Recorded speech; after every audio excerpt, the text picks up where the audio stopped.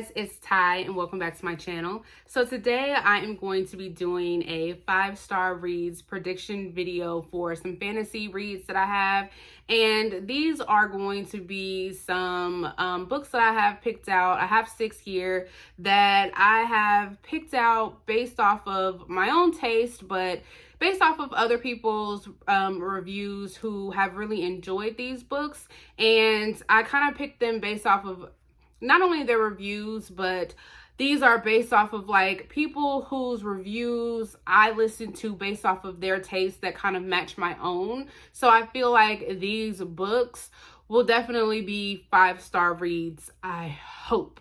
So one of these books is on my most anticipated reads for this year. And then a couple of these I've randomly picked up. And then some of these books have been on my shelf forever that I just really need to get to. So we will go ahead and get started. I will try to give like the best synopsis that I can based off of like what's on the back of the book and off of my memory, but we'll go ahead and get started. So the first book I have here is Ordinary Monsters by J.M. Miro, and this is the book that I had on my most anticipated reads for this year. And to be honest, this is the book that I'm most nervous about because I want to love this one so bad because it just seems like something that I would love.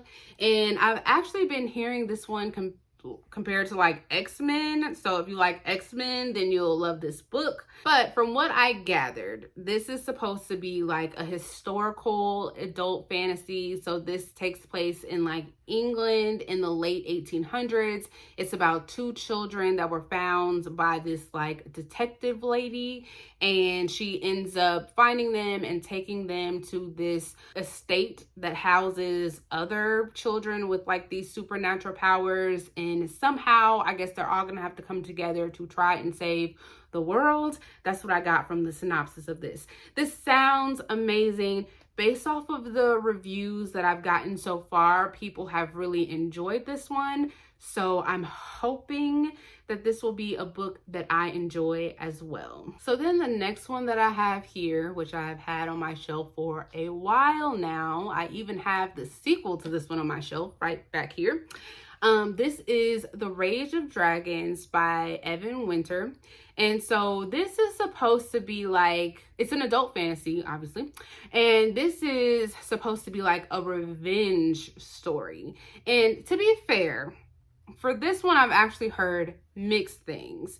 But from people who I've heard more positive things about this book are people whose taste more so aligned with mine. So this is why I think this is going to be more of a 5-star read for me. It's supposed to be about this man who loses some people very close to him in a very tragic way, and then he starts to like train to get revenge. But also there's something about, I guess, some magic in this particular world where people can call on dragons. I think it's the women more so than the men that can do this, but there are unlimited number of men that can also use this magic.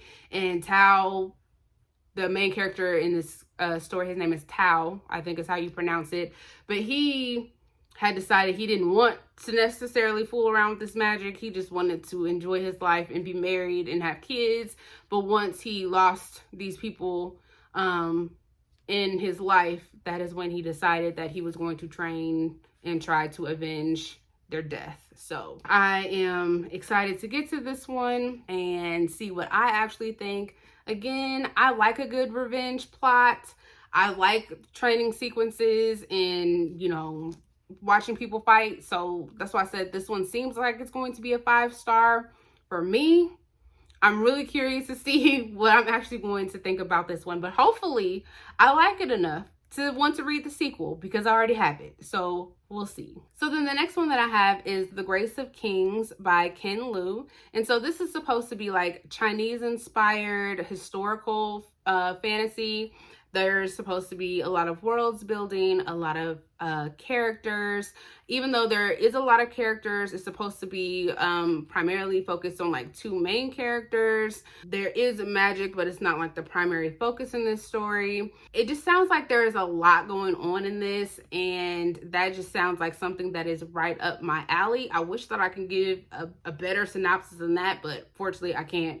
So we're just gonna go with that. It just sounds like something that I would enjoy, and I hope that I do enjoy it because I already got the first 3 books in the series.